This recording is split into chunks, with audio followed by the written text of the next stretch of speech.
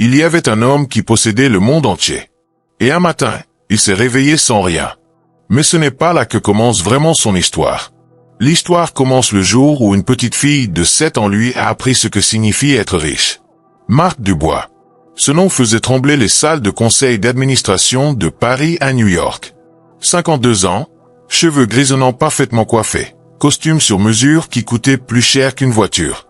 Son empire s'étendait sur 3 continents, immobilier, technologie, finance. Les magazines économiques l'appelaient le roi Midas français. Tout ce qu'il touchait se transformait en or. Ses dîners de gala réunissaient des présidents et des célébrités. Son appartement surplombait la tour Eiffel. Sa collection d'art valait des centaines de millions. Mais Marc Dubois avait un secret. Il était profondément, inexorablement seul. Pas de femme, pas d'enfants, pas d'amis véritables. Juste des associés, des employés, des personnes qui souriaient quand il entrait dans une pièce parce qu'elles voulaient quelque chose de lui. Son père était mort en lui reprochant d'avoir un cœur de pierre. Sa mère ne l'avait pas appelé depuis 3 ans. Son frère cadet avait coupé les ponts après que Marc ait refusé de l'aider à sauver sa petite entreprise, disant que c'était un mauvais investissement. Et puis, un mardi matin de novembre, tout s'est effondré. Les auditeurs ont découvert la fraude. Pas la sienne, celle de son directeur financier, mais Marc portait la responsabilité légale. Les autorités ont gelé tous ses comptes. Les actionnaires ont intenté des poursuites. Les partenaires commerciaux ont fui comme des rats quittant un navire en train de couler. En 72 heures, l'empire qu'il avait mis 30 ans à construire s'est désintégré comme du sable entre ses doigts. Les journaux qu'il avait adulés se sont retournés contre lui avec une férocité sauvage. Sa photo apparaissait partout avec des titres cruels. Les gens crachaient sur son passage. Ses cartes de crédit ont été refusées. Son appartement a été saisi. Ses voitures, ses œuvres d'art, ses montres de luxe, tout a été confisqué pour rembourser les dettes. Marc s'est retrouvé avec exactement 340 € en liquide dans sa poche, les vêtements qu'il portait, et nulle part où aller. Il a marché dans les rues de Paris pendant des heures, hébété, incapable de comprendre comment sa vie avait pu basculer si rapidement. La nuit tombait. Il faisait froid. Un vent glacial balayait les boulevards. Marc s'est retrouvé dans un quartier qu'il ne connaissait pas, loin des arrondissements chics où il avait vécu toute sa vie adulte. Il a aperçu un petit hôtel miteux. 35 € la nuit. La chambre sentait le renfermé et la peinture écaillée pendait des murs, mais c'était un toit. Marc s'est allongé sur le lit étroit, fixant le plafond taché d'humidité, et pour la première fois depuis des décennies, il a pleuré. Les jours suivants se sont fondus dans un brouillard de désespoir. Son argent s'épuisait rapidement. Ses avocats l'avaient abandonné. Personne ne répondait à ses appels. Les personnes qu'il avait considérées comme des amis ne le reconnaissaient plus dans la rue. Marc a commencé à comprendre une vérité terrible. Toute sa vie, les gens ne l'avaient jamais aimé, lui. Ils avaient aimé son argent, son pouvoir, son influence. Sans ces choses, il n'était rien pour eux. Il n'était rien du tout. Une semaine plus tard, son argent était épuisé. Marc a dormi dans le métro, sous des cartons, dans des abris de fortune. Il a mangé dans des soupes populaires. Il a fouillé les poubelles. L'homme qui avait dîné avec des ministres mendiait maintenant dans les rues, tenant un gobelet en carton, évitant les regards méprisants des passants. L'hiver s'installait. Les nuits devenaient glaciales. Marc sentait son corps s'affaiblir. Il avait perdu 15 kilos. Ses vêtements autrefois élégants étaient maintenant sales et déchirés. Sa barbe avait poussé, emmêlée et sale. Ça doit être difficile. Des fois, admet Lily. Mais maman dit qu'on a tout ce dont on a besoin. On a un toit, de la nourriture, et on s'aime. Elle dit que c'est ça qui nous rend riches. Ces mots ont frappé Marc comme un coup de poing. Riche. Il avait eu des milliards et s'était senti pauvre. Cet enfant avait si peu et se considérait riche. Un soir, Lily n'est pas venue. Marc a attendu, inquiet. La deuxième nuit, toujours rien. La troisième nuit, il était sur le point de partir quand elle est arrivée en courant, essoufflée, les joues rouges. Désolé. Désolé d'être en retard. Qu'est-ce qui s'est passé? Tu vas bien? Maman est malade. Elle a une forte fièvre et elle ne peut pas aller travailler. J'ai dû m'occuper d'elle. Les larmes coulaient sur le visage de Lily. Marc, j'ai peur. Si maman ne peut pas travailler, comment on va payer le loyer? Qu'est-ce qui va nous arriver? Marc s'est agenouillé devant elle, essuyant ses larmes avec le coin de sa manche sale. Quelque chose s'est éveillé en lui, quelque chose qu'il pensait mort. Un besoin de protéger, d'aider, d'agir. Où habites-tu, Lily? Elle lui a donné l'adresse. Un immeuble à quelques rues de là. Mark n'avait rien à offrir, pas d'argent, pas de ressources. Mais il devait faire quelque chose. Pour la première fois depuis sa chute, il sentait un but. « Emmène-moi voir ta maman », a-t-il dit. Ils sont montés 5 étages dans un immeuble délabré. L'appartement était minuscule, propre mais usé. La mère de Lily gisait sur un petit canapé, le visage pâle et en sueur. Elle a sursauté en voyant Mark, effrayée par cet homme à l'apparence de sans-abri. « Qui êtes-vous »« Lily. Qu'est-ce que »« Madame, je suis un ami de Lily. Elle m'a dit que vous étiez malade. Je veux aider. »« Nous n'avons pas besoin de charité, » a dit la femme fièrement, essayant de se lever. « Ce n'est pas de la charité. Votre fille a été gentille avec moi quand personne d'autre ne l'était. Laissez-moi vous rendre l'appareil. » La mère de Lily, qui s'appelait Sophie comme la meilleure amie de sa fille, a finalement accepté. Mark est sorti acheter des médicaments avec les quelques pièces que Sophie a pu rassembler. Puis il est retourné dans les rues, mais cette fois avec un objectif. Il a mendié avec plus de détermination, expliquant à ceux qui voulaient écouter qu'il essayait d'aider une famille. Certains lui ont donné de l'argent, d'autres de la nourriture. Le lendemain, Mark a ramené des provisions. Le jour suivant, assez d'argent pour une partie du loyer. Il a découvert qu'un restaurant du quartier jetait de la nourriture encore bonne à la fin de chaque journée. Il a parlé au propriétaire, qui a accepté de lui donner les restes. Petit à petit, Sophie s'est rétablie. Et petit à petit, quelque chose en Mark s'est réparé aussi. En aidant cette famille, en ayant un but au-delà de lui-même, il s'est senti plus vivant qu'il ne l'avait été depuis des années. Peut-être même depuis toujours. Sophie et Mark ont commencé à parler le soir, après que Lily s'endormait. Elle lui a raconté sa vie, comment son mari les avait abandonnés, comment elle se battait chaque jour pour garder un toit au-dessus de leur tête. Mark a finalement partagé son histoire, celle de l'homme qu'il avait été, de tout ce qu'il avait perdu. « Vous savez ce qui est drôle ?» a dit Mark un soir. « J'avais tout. Des milliards. Du pouvoir. De l'influence. Et je me sentais vide.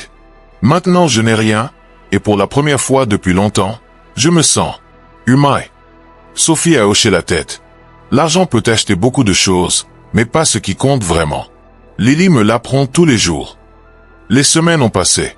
Mark a trouvé de petits boulots ici et là, lavant des vitres, déchargeant des camions. L'argent était maigre mais c'était honnête. Il louait maintenant une minuscule chambre dans le même immeuble que Sophie et Lily. Ce n'était pas grand-chose, mais c'était à lui. Un jour, Lily est rentrée de l'école en pleurant. Mark l'a trouvée assise sur les marches de l'immeuble, son cartable serré contre elle. « Qu'est-ce qui ne va pas, ma petite ?» Les autres enfants se moquent de moi parce qu'on n'a pas beaucoup d'argent. Ils disent que mes vêtements sont vieux, que je suis pauvre. Elle a levé vers lui des yeux remplis de larmes. « Mark, sommes-nous pauvres ?» Mark s'est assis à côté d'elle. « Tu veux que je te raconte un secret ?» Elle a hoché la tête. « J'ai connu un homme une fois qui avait plus d'argent que tu ne peux l'imaginer. Il vivait dans un palais. Il portait des vêtements qui coûtaient des milliers d'euros. Il mangeait dans les meilleurs restaurants. Mais tu sais quoi? Il était l'homme le plus pauvre que j'ai jamais connu. Pourquoi? Parce qu'il n'avait personne qui l'aimait vraiment. Personne à qui tenir. Personne qui se souciait de lui pour ce qu'il était vraiment. Il avait tout et rien à la fois. » Mark a pris la petite main de Lily dans la sienne. « Tu as une maman qui t'aime plus que tout au monde. Tu as des amis. Tu as un cœur bon et généreux. Ça te rend plus riche que cet homme ne l'a jamais été. L'homme dans ton histoire, c'est toi, n'est-ce pas? » Mark a souri tristement. « Oui. Mais tu sais ce qui s'est passé? Une petite fille m'a montré ce que signifie vraiment être riche. Et maintenant, je suis plus riche que je ne l'ai jamais été, même si je n'ai que quelques euros en poche. » Lily l'a serré dans ses bras, et Mark a senti son cœur se gonfler d'un amour qu'il n'avait jamais connu. Les mois ont passé. Mark a continué à travailler dur, prenant n'importe quel emploi honnête qu'il pouvait trouver. Il aidait Sophie avec les courses, le ménage, les réparations dans l'appartement. Il aidait Lily avec ses devoirs. Lentement, Monsieur Dubois, Mark Dubois. Mark s'est figé. C'était son ancien avocat principal, Maître Rousseau, un homme qu'il n'avait pas vu depuis sa chute. « Maître Rousseau, que voulez-vous ?»« Monsieur Dubois, J'ai de bonnes nouvelles. L'enquête est terminée. Vous avez été blanchi de tous les soupçons. Le véritable coupable a avoué et a témoigné que vous n'étiez pas au courant de la fraude. Les poursuites contre vous ont été abandonnées. Marc a cligné des yeux, abasourdi. Quoi? De plus, les actifs qui peuvent être récupérés vous seront restitués. Ce ne sera pas tout, bien sûr. Une grande partie a été perdue. Mais vous récupérez environ 40 millions d'euros, peut-être plus. 40 millions. Un an plus tôt, Marc aurait considéré cela comme une somme dérisoire. Maintenant, cela semblait incompréhensible. Il y a des papiers à signer, des procédures à suivre. Mais Monsieur Dubois, vous pouvez reconstruire votre empire. Vous pouvez retrouver votre vie. Marc a regardé vers la fenêtre au 5e étage, où une lumière brillait. Il pouvait voir la silhouette de Lily dessinant à la table de la cuisine. Sophie préparait probablement le dîner. « Ma vie », a-t-il murmuré. Cette nuit-là, Marc n'a rien dit à Sophie et Lily. Il avait besoin de réfléchir. Il a passé des jours à marcher dans Paris, pesant ses options. Il pourrait prendre l'argent, recommencer, retrouver le pouvoir, l'influence, le luxe. Ou il pourrait faire quelque chose de différent. Une semaine plus tard, Marc a rencontré Maître Rousseau dans son bureau chic. Il a signé les papiers nécessaires. Puis il a donné ses instructions. Je veux créer une fondation. La fondation Lily. Elle aidera les familles monoparentales en difficulté à payer leur loyer, leurs factures médicales, l'éducation des enfants. Monsieur Dubois, c'est très noble, mais quelle part de vos actifs récupérés souhaitez-vous y consacrer? 30 millions. Maître Rousseau a failli tomber de sa chaise. 30. Monsieur Dubois, êtes-vous certain? Cela ne vous laissera que 10 millions. 10 millions, c'est plus que suffisant. Investissez en 5 de manière conservatrice pour assurer mon avenir. Avec les 5 millions restants, je veux acheter un petit immeuble dans le quartier où je vis. Je le rénoverai et le transformerai en logements abordables pour les familles qui en ont besoin. Et vous, monsieur? Où vivrez-vous? Marc a souri. Je garderai l'un des petits appartements pour moi. Je n'ai pas besoin de plus. Ce soir-là, Marc a invité Sophie et Lily à dîner dans un petit restaurant du quartier. Rien de chic, juste un endroit chaleureux avec de bonnes pâtes et une ambiance familiale. J'ai quelque chose à vous dire, a commencé Marc une fois qu'ils ont commandé. Il leur a tout expliqué. L'enquête, son innocence prouvée, l'argent récupéré, ses plans pour la fondation et l'immeuble. Sophie avait les larmes aux yeux. Marc, tu n'as pas besoin de faire tout ça pour nous. Ce n'est pas juste pour vous. C'est pour toutes les familles comme la vôtre. Mais oui, en partie, c'est pour vous remercier. Lily, tu m'as sauvé la vie cette nuit sous le pont. Tu ne le savais pas, mais j'étais sur le point de sauter. Ton sandwich et ta gentillesse m'ont donné une raison de continuer. Vous deux m'avez montré ce qui compte vraiment dans la vie. Lily s'est levée et a couru vers lui, le serrant fort. Je t'aime, Marc. Je t'aime aussi, ma petite. Sophie a essuyé ses larmes. Que vas-tu faire maintenant? Je vais gérer la fondation. Je vais aider les gens.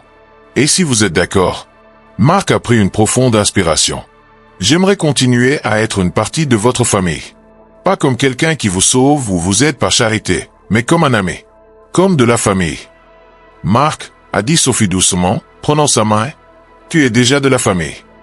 Les années qui ont suivi ont été les plus riches de la vie de Marc, pas en termes d'argent, mais en tout ce qui compte vraiment. La fondation Lily a aidé des centaines de familles. L'immeuble rénové est devenu un foyer pour ceux qui luttaient pour joindre les deux bouts. Marc travaillait tous les jours, pas dans un bureau au sommet d'une tour, mais dans les rues, parlant aux gens, comprenant leurs besoins, faisant une vraie différence. Il a assisté à tous les spectacles scolaires de Lily. Il l'a aidé à apprendre à faire du vélo. Il était là quand elle a perdu sa première dent. Il a vu Sophie rencontrer quelqu'un, un homme bon qu'il aimait et aimait Lily. Il a marché à côté d'elle lors de leur mariage, fier comme un grand frère. L'ancien empire de Marc Dubois avait disparu. Mais il avait construit quelque chose de bien plus précieux. Une vraie famille. De vrais amis. Un vrai but. Un soir, 10 ans après cette nuit sous le pont, Marc était assis sur un banc dans un parc, regardant Lily, maintenant une jeune femme de 17 ans, jouer au football avec des enfants du quartier. Sophie s'est assise à côté de lui. « À quoi penses-tu » a-t-elle demandé. « Je pense à l'homme que j'étais. Combien j'ai eu et combien j'étais pauvre. Et je pense à l'homme que je suis maintenant. Je n'ai qu'une fraction de ce que j'avais avant, mais je suis l'homme le plus riche du monde. Sophie a souri. Lily avait raison dès le début, n'est-ce pas? Ce qui nous rend riches, ce n'est pas ce que nous avons dans nos poches ou dans nos comptes en banque. C'est ce que nous avons dans nos cœurs. Marc a hoché la tête, regardant Lily rire avec les enfants. Cette petite fille lui avait tout appris. Elle lui avait montré que la vraie richesse ne se mesure pas en euros ou en propriété, mais en moments partagés, en sourires échangés, en mains tenues, en vie touchée. Elle lui avait sauvé la vie. Et ce faisant, elle lui avait appris à vivre. Lily a couru vers eux, essoufflée et souriante. « Marc, tu as vu mon but? » « Je l'ai vu. C'était magnifique. » Elle s'est assise entre eux, passant ses bras autour de leurs épaules. « Je vous aime tous les deux. Vous savez ça? » « Nous le savons, » a dit Marc, sa voix épaisse d'émotion. « Et nous t'aimons aussi. » Alors que le soleil se couchait sur Paris, les trois sont restés assis ensemble, cette famille improbable forgée non par le sang mais par la compassion, la gentillesse et l'amour. Marc a réalisé que c'était là sa vraie richesse. Pas les milliards qu'il avait perdus, mais ces moments